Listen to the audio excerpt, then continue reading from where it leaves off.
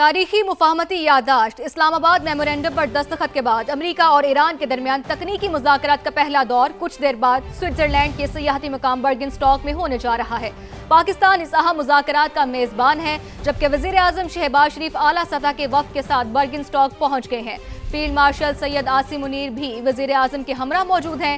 ایرانی اسپیکر باقر کالباف کی قیادت میں ایرانی وفد اور امریکہ کے نائب صدر JD وینس بھی برگن سٹاک میں موجود ہیں۔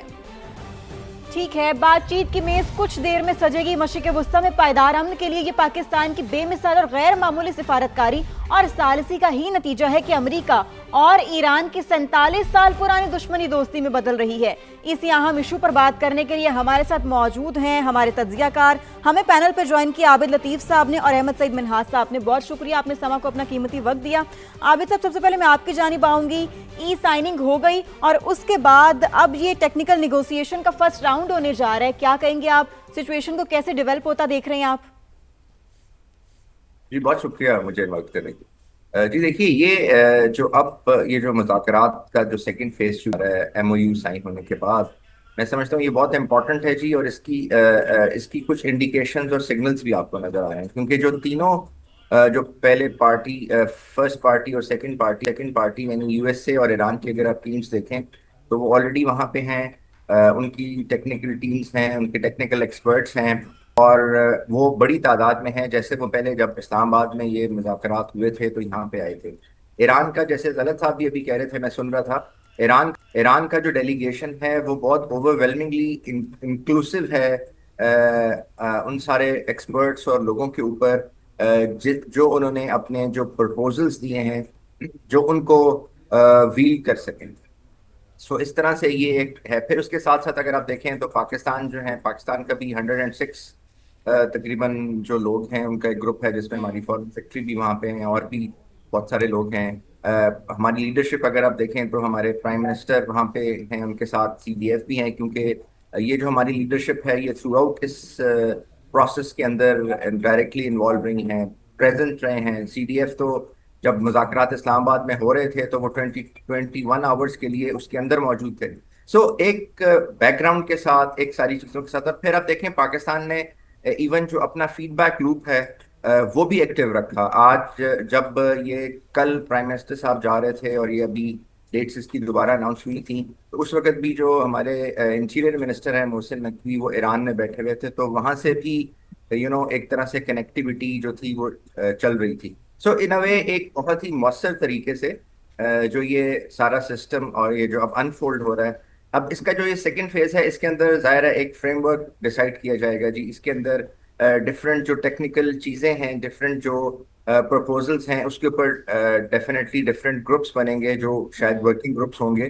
ان ورکنگ گروپس مل کے پھر وہ ایک فریم ورک بنائیں گے، اور اس فریم ورک کی بیس پہ جو پیرینیل پیس ہے، یعنی پرماننٹ پیس ہے، اس کی طرف سفر شروع ہوگا۔ اور یہ 60 ڈیز اسی لیے رکھے گئے ہیں۔ تو میں سمجھتا ہوں جی بہت خوش آئند ہے، اور یہ ایک بہت ہی تکریم کا مقام ہے جو اللہ تعالیٰ نے پاکستان کو عطا کیا ہے۔ It is really a historic moment۔ بالکل، پاکستان کے لیے بہت ہی ہسٹورک مومنٹ ہے۔ عابد لطیف صاحب ہمارے ساتھ ہی رہے گا۔ احمد سعید منہاس صاحب، آپ کی جانب آنا چاہوں گی۔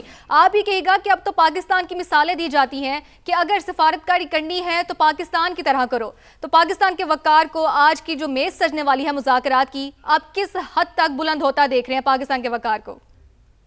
دیکھیں جی، جب سے 28 فروری سے یہ جنگ شروع ہوئی تھی، اس وقت ڈے 1 سے لے کر اب تک پاکستان نے شروع سے ہی جو ہے اس کو میڈیٹ کرنے کی اور سالسی کرنے کی جو ہے وہ روش کو لے کے آگے بڑھے تھے، تاکہ ایک مسلم ممالک کے اندر جنگ چھڑنے کا خطرہ تھا، آپس میں لڑائی بڑھانے کا خطرہ تھا اسرائیل کی جانب سے، اینڈ آف کورس اس کو ڈائریکٹ سپورٹ امریکنز کی حاصل تھی۔ تو لہٰذا بیلنس ریلیشن شپ کو سامنے رکھتے ہوئے، جیسے کہ پاکستان کے امریکنز اور چائنیز کے ساتھ بیلنس ریلیشنز ہیں، اسی طرح ایران اور امریکہ کے درمیان بھی ایک ایسی بیلنس ریلیشن شپ کو لے کے آگے بڑھے کہ جس سے کہ دونوں جو فریقین ہیں وہ پاکستان کے اوپر یقین رکھتے ہیں۔ ایک تو تعلقات ہو گئی، تو دوسرا جو جتنی ہم نے بات چیت کی ہے، ظاہر ہے کہ ہمارے ایران سے درینہ تعلقات ہیں اور ہمارے نیکسٹ ڈور وہ نیبر بھی ہیں، تو ان کے ساتھ ہم نے جتنے بھی ڈائلاگ دونوں فریقین کے ساتھ کیے، تو اس میں ہم نے پرنسپل یعنی اصولی پوزیشنز رکھی، ہم نے کنسٹرکٹیو ایک رول ادا کیا، یعنی تعمیری، اور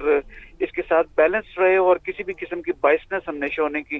تو لہٰذا دونوں فریقین نے پاکستان کے اوپر जो है वो ट्रस्ट किया और हमारी दी जाने वाली सजेशंस के ऊपर हमेशा उसको बैक भी कहा, और यही वजह है कि हमने पहले जंगबंदी की चीज की, अब इनफॉर्मल ये जो मेमोरेंडम ऑफ अंडरस्टैंडिंग साइन हुआ है 17 तारीख को, जिसका मतलब है कि लीडरान अब दोनों ममालिक ये चाहते हैं या पब्लिक भी चाहती है कि अब इसको कोई लीगल फ्रेमवर्क की शक्ल दी जाए, किसी ट्रीटी की लीगल वैल्यू भी हो। तो इसीलिए फिर वर्किंग ग्रुप्स अब टेक्निकल ग्रुप्स बैठेंगे और वो बातचीत करेंगे। तो ओवरऑल पाकिस्तान के इसका जो स्टेचर है, क्योंकि ये कॉम्प्लेक्स इंटरडिपेंडेंट वर्ल्ड है, इसमें आपका जो सोशल मीडिया वॉरियर्स आजकल लगे हुए हैं कि इन हाउस देखें और बाहर से पहले बाहर की चीजों को छोड़ें, ये ऐसा नहीं होता। जब कॉम्प्लेक्स इंटरडिपेंडेंट वर्ल्ड आप कोई भी एक्शन लेते हैं इवन डोमेस्टिक लेवल के ऊपर, तो रिपरकशन उसकी इंटरनेशनल लेवल के ऊपर आती हैं। तो आप इंटरनेशनली अगर कोई चीज करेंगे तो उसके डिविडेंड्स डोमेस्टिक लेवल के ऊपर ट्रांसलेट होते हैं।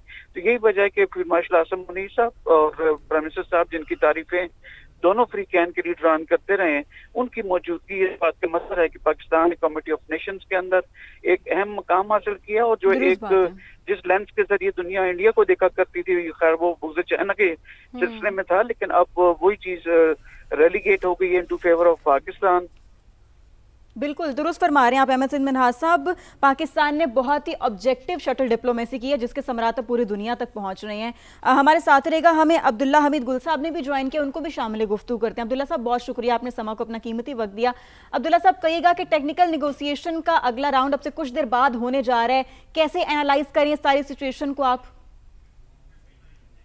बहुत बहुत शुक्रिया कि पाकिस्तान अल्हम्दुलिल्लाह पूरी दुनिया के अंदर उसकी सिफारतकारी के ऊपर लोगों की नजरें मरकूज हैं, क्योंकि दुनिया का मुस्तकबिल पाकिस्तान के हाथों में मौजूद नजर आ रहा है। और यही वजह है कि पूरी दुनिया पुर उम्मीद है और पाकिस्तान की क़यादत से राब्ते में भी है।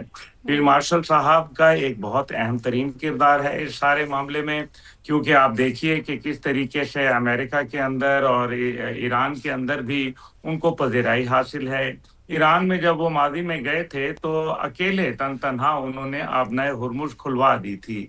ये एक वो अचीवमेंट थी जो कि अमेरिका के सदर नहीं कर पाए थे, पूरी दुनिया की लीडरशिप नहीं कर पाई थी, पाकिस्तान के फील्ड मार्शल ने कर दी थी। और यही वजह है कि पूरी दुनिया उनको कदर की निगाह से देखती है। अब उनका यहाँ जाना इसके, क्योंकि स्विट्जरलैंड एक ऐसी जगह है जहाँ पूरी दुनिया की मुख्तलिफ लीडरशिप आती है, और जाहिर है बहुत सारे ऐसे लोग भी आते हैं जो अमूमन टीवी स्क्रीनों के ऊपर या मंजर आम पर नहीं नजर आते, बल्कि पसे पर्दा बैठ के काम करते हैं। उनका फील्ड मार्शल साहब के साथ बैठ के बातचीत करना ये है असल बात।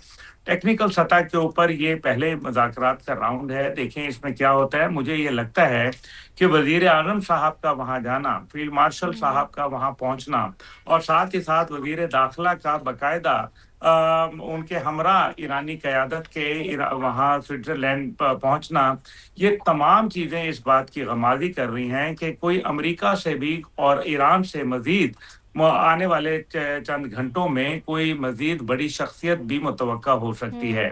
क्योंकि बहरहाल हमें ये ज़रूर देखना है कि ये जो दो शख्सियात गई हैं, ये बहुत इनका कद काठ है और ये ऐसे नहीं जाते होते।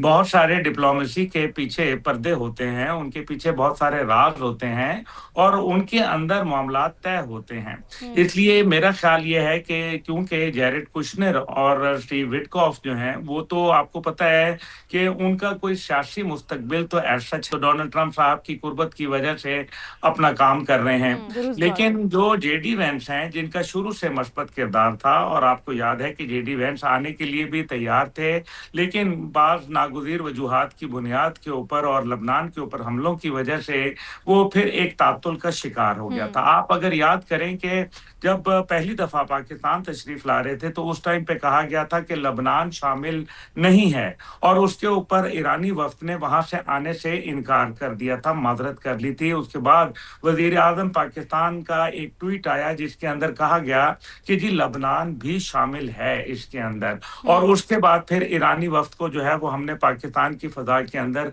देखा।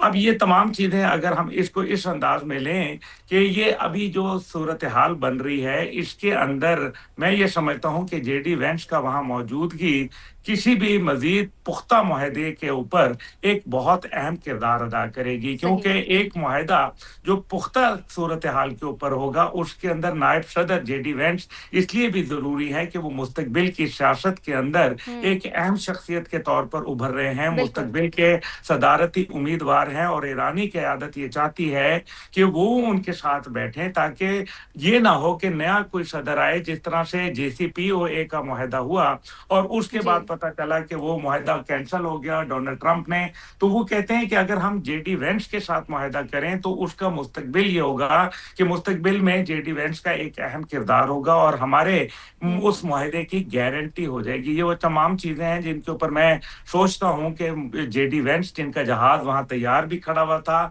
और उनको ज्यादा से ज्यादा 5 घंटे लगेंगे अमेरिका से पहुंचते हुए, क्योंकि ये इनके स्पेशल जहाज होते हैं, तो ये मुमकिन है कि मुझे